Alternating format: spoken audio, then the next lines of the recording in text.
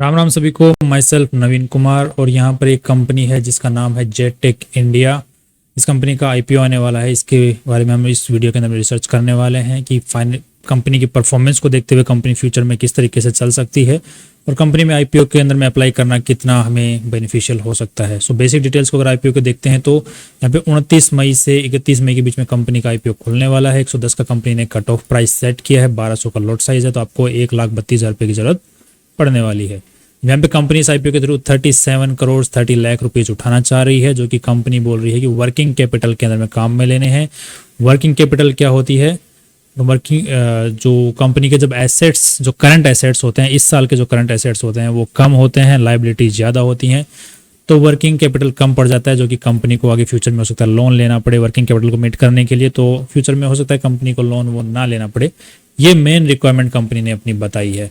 यहाँ पे इसके अलावा कोई बेसिक कोई और रीज़न कंपनी ने नहीं बताया है आईपीओ को लेने, मतलब आईपीओ में पैसे उठाने के पीछे। अब यहाँ पे कंपनी के अगर हम चीज़ों को देखते हैं कि कंपनी करती क्या है आज के दिन। सो कंपनी यहाँ पर काफ़ी सारे सॉल्यूशंस प्रोवाइड करती है। सो कोई टाइप का, मतलब कंस्ट्रक्शन टाइप का कुछ नहीं, सॉल्यूशन प्रोवाइडर है, जैसे कंसल्टेंसी टाइप बोलते हैं ना, राइट, उस टाइप से। जैसे कि सस्टेनेबल थीम पार्क डेवलपमेंट जैसे शहरों के बीच में छोटे मोटे जो पार्क्स होते हैं उनको डेवलप करना, या फिर कंपनी जो बड़ी बड़ी कंपनियां होती हैं उनके याद है ना, जो बोलते हैं अपने ऑफिस चारों तरफ एक ग्रीनरी प्रोवाइड करना। सो उस टाइप से theme park, sustainable theme park provide करना, ये फ्यूचर में चलता रहे और कुछ पब्लिक के भी काम आए। इंडस्ट्रियल वेस्ट वाटर मैनेजमेंट का भी कंपनी काम करती है। जैसे काफ़ी सारी कंपनियां होती हैं, फैक्ट्रीज होती हैं जिनके अंदर वाटर का वेस्टेज बहुत ज़्यादा होता है, जिसमें केमिकल्स मिले हुए होते हैं। सो वो रीयूज़ किया जा सकता है वही वाटर उस कंपनी के अंदर, फैक्ट्री के अंदर में, और इन्वायरमेंट को कम इफेक्ट करे, उसके लिए कंपनी सॉल्यूशंस प्रोवाइड करती है। वापस वाटर को क्लीन करने का, रीयूज़ करने का, केमिकल्स को उसमें से एक्सट्रैक्ट करने के, इस टाइप के सॉल्यूशंस कंपनी प्रोवाइड। साथ में जियो टेक्निकल स्पेशलाइज सॉल्यूशंस भी प्रोवाइड करती है। जैसे कोई कंपनी जिसको बिल्डिंग्स बनानी है, रोड्स कंस्ट्रक्ट होती हैं, तो उसके लिए क्या होता है, कुछ जिस ज़मीन के ऊपर में वो इंफ्रास्ट्रक्चर डेवलपमेंट होने वाला है, तो उस ज़मीन का रिसर्च करना, उसके डेप्थ तक का रिसर्च करके देखना कि ये इस ज़मीन के ऊपर में किस टाइप का मटेरियल की ज़रूरत पड़ेगी, कितनी बिल्डिंग, कितने हाइट की बिल्डिंग बन सकती है, सोइल क्या कह रही है, ज़मीन का स्ट्रक्चर क्या कह रहा है नीचे का। सो वो सारी जो चीज़ें होती हैं वो टाइप के सॉल्यूशंस भी कंपनी प्रोवाइड करती है।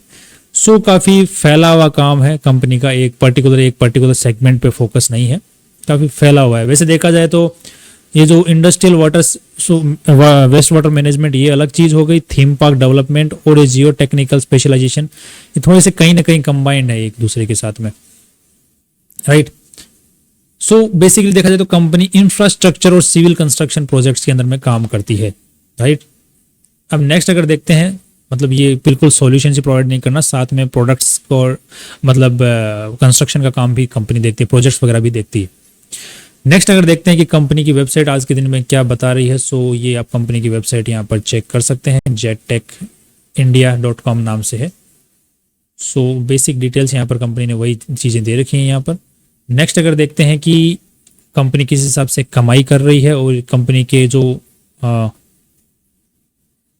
प्रॉफिट्स हैं वो किस तरीके से बढ़ रहे हैं, तो यहाँ पे 23 करोड़ की 2021 में सेल हो गई थी, रेवेन्यू जनरेट किया था, फिर 30 करोड़ से जनरेट किया, फिर 2023 के अंदर में 25 करोड़ यहाँ पे डिक्लाइन हो गया रेवेन्यू, बट प्रॉफिट्स बढ़ गए हैं भाई।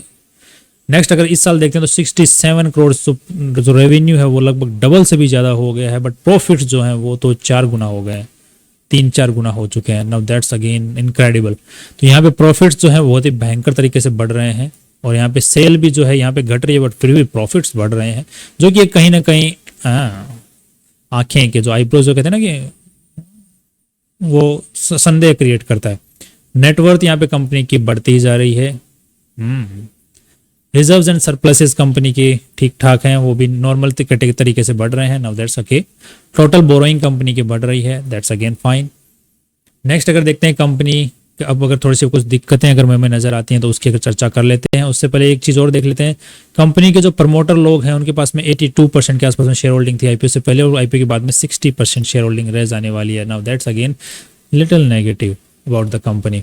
अब ये कंपनी क्या है, पुरानी है, काफ़ी पुरानी कंपनी है, जो कि अभी जाके आईपीओ लेके आ रही है, पैसा उठाना चाह रही है अपने बिजनेस को दिखा करके, बट स्टिल काफ़ी पुरानी कंपनी होते हुए भी इतनी काफ़ी बड़ी कंपनी नहीं बन पाई है।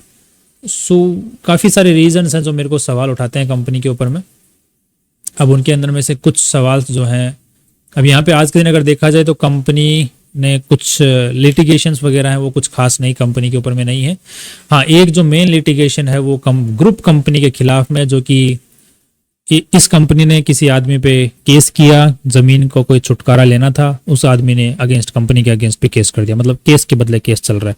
तो यहाँ पर एक तो केस ये वाला हो रखा है, साथ में अगेंस्ट द कंपनी यहाँ पे सिविल प्रोसीडिंग चल रही है, जिसमें जो अमाउंट इन्वॉल्व है 70 लाख रुपीस की अमाउंट इन्वॉल्व है। और ये जो अगेंस्ट वाला है इसमें भी कंपनी का 49 लाख रुपीस इन्वॉल्व है, जो प्रॉपर्टी है, प्रॉपर्टी को खाली करवा रहा है। नेक्स्ट अगर जो मेरे को नेगेटिव पॉइंट्स कंपनी के बारे में लगते हैं वो है, एक सेकंड, कि कंपनी के पास में जो आज के दिन रजिस्टर्ड ऑफिसेज हैं, बाकी जितने भी वेयर हाउसेज हैं, बाकी और भी चीज़ें हैं, तो वो सारी की सारी ऑन लीज है, ऑन रेंट है। सो कंपनी का खुद का कोई रियल एस्टेट ओनरशिप यहाँ पर नहीं है। अगर यहाँ पर हम लोग इन चीज़ों को चेक करते हैं, all the plots rented rented rented rented and everything is just rented, company के नाम पे कुछ भी नहीं है, राइट। नेक्स्ट अगर देखते हैं कंपनी के जो लोगोज हैं वो रजिस्टर्ड हैं, नाउ दैट्स पॉजिटिव। वो ये नेगेटिव है भाई, ध्यान रखना कि रजिस्टर्ड ऑफिस भी कंपनी का खुद का नहीं है। जेटटेक ये जो लोगो हैं रजिस्टर्ड हैं, सबके सब रजिस्टर्ड नहीं है बट एक्सेप्ट हो चुके हैं, accepted and advertised, so object नहीं हुए हैं यहाँ पर। अभी इस सिनेरियो में अभी भी ऑब्जेक्ट हो सकते हैं, ऐसा नहीं है कि कोई दूसरी कंपनी अगर चाहे तो वो ऑब्जेक्ट कर सकती है, यहाँ पर स्टिल ऑब्जेक्शन आ सकता है।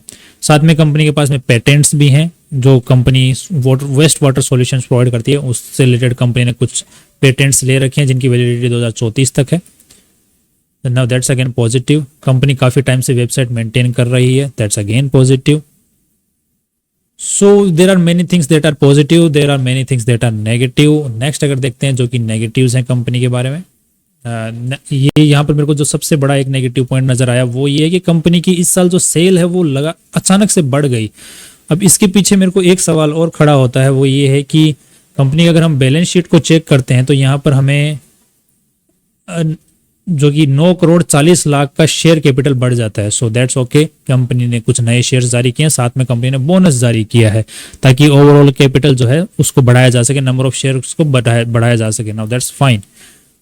लास्ट में नेक्स्ट अगर देखते हैं कंपनी के रिजर्व्स एंड सरप्लसेस भी बढ़ गए हैं। ओके, कंपनी ने नए शेयर जारी किए हैं तो जिन्होंने खरीदे हैं उनसे पैसा उठाया कंपनी ने, दैट्स फाइन, उसमें भी कोई दिक्कत नहीं है। कंपनी की लॉन्ग टर्म बोरोइंग है ये बढ़ गई है, 77 लाख हो गई है, पहले 36 लाख थी, ये भी कोई दिक्कत नहीं है। शॉर्ट टर्म बोरोइंग है वो भी बढ़ गई है, दैट्स अगेन फाइन। कंपनी के ट्रेड ट्रेड्स पेएबल्स बढ़ गए हैं, कंपनी ने माल लिया है बट पैसा पे नहीं किया है। सो यहाँ पर मेनली ये है कि ये जो पैसा है जो कंपनी में इनफ्लो हुआ है इसको कहीं ना कहीं बैलेंस शीट में बैलेंस करना पड़ता है। तो ये 28 करोड़ रुपए जो इन्होंने बैलेंस कर दिए हैं वो किए हैं ट्रेड रिसीवेबल्स के अगेंस्ट में।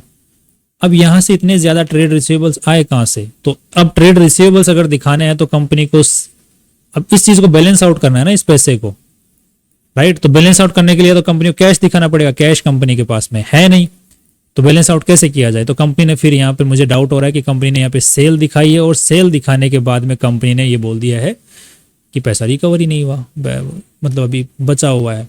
सो ये एक मुझे थोड़ा सा झोल नजर आता है। कंपनी ने यहाँ पे जो शानपंथी, मुझे लग रहा है कि शानपंथी करने की कोशिश की है। ओवरऑल मुझे कुछ यहाँ पे और कोई दिक्कत नजर नहीं आई है। कैश फ्लो भी थोड़ा सा वही कैश फ्लो वाला ही दिक्कत है। सो यहाँ पे जो सेल है वो फालतू की एक्स्ट्रा दिखाई हुई है, क्योंकि पास्ट ईयर का अगर हम लोग देखते हैं तो ट्रेंड नेगेटिव में जा रहा था, अचानक से पॉजिटिव हो गया और साथ में नेट प्रॉफिट्स भी बढ़ गए बहुत भयंकर तरीके से। 8.5 करोड़ के आसपास में नेट प्रॉफिट्स हो गए हैं। अब ये कैसे हुए आई डोंट नो। अब इसका अगर इलाज किया जा सकता है, मतलब इसके बारे में पता किया जा सकता है, अगर कंपनी अपनी जो कंपनी ने एक्सपेंसेस किए हैं, जो कि रॉ मटेरियल खरीदा है, उसके जीएसटी बिल्स जो होते हैं, इनवॉइसेस होते हैं, वो प्रोवाइड करे। साथ में कंपनी ने जो सेल की है, किसको सेल की है, उसकी जीएसटी इनवॉइसेस प्रोवाइड करे, जिसके बेसिस के ऊपर में ये पता किया जा सकता है कि हाँ कंपनी ने ये फेक रिसिप्ट जारी की हैं या फिर रियल वाली है, आराम से वेरीफाई किया जा सकता है। बट ये चीज़ क्या है, पब्लिक डोमेन में नहीं अवेलेबल होती हैं, सो ये वेरीफाई नहीं की जा सकती वो सेल किससे हुई है, किससे लिया गया है। बाकी ओवरऑल अगर देखा जाए तो कंपनी काफ़ी पुरानी है, जो काम कर रही है वो सस्टेनेबल है, कंपनी का फ्यूचर ब्राइट लग रहा है चीज़ों को देखते हुए। एंड जो कंपनी के पास में अच्छे खासे दो पेटेंट्स भी हैं, हाँ कंपनी के पास में प्रॉपर्टी कुछ भी नहीं है, एंड कंपनी इस पैसों से कोई प्रॉपर्टी खरीदना भी नहीं चाह रही है। सो यहाँ पर मुझे थोड़ा सा नेगेटिव साइड के अंदर में पलड़ा झुकता हुआ दिख रहा है कंपनी के बारे में। सो बस अगर आईपीओ के लिस्टिंग गेन्स को लेकर के अगर देखा जाए तो मैं सिर्फ आईपीओ के लिस्टिंग गेन्स के रिलेटेड में सिर्फ आईपीओ अप्लाई कर सकता हूं, जो कि अगर मेरे को जीएमपी जो कि आज के दिन 20% के आसपास में पॉजिटिव है, वो अगर 70% के आसपास में पॉजिटिव रहता है तो सिर्फ लिस्टिंग गेन्स के लिए मैं आईपीओ में अप्लाई करके पैसा मतलब अपने लक को अपना सकता हूँ। बाकी लॉन्ग टर्म के लिए इस कंपनी में बने रहना मुझे थोड़ा सा रिस्की लग रहा है उस लॉन्ग टर्म के हिसाब से। That's all from my view is and ये मेरा रिकमेंडेशन नहीं है, सिर्फ एनालिसिस है। That's all and see you tomorrow with new important video.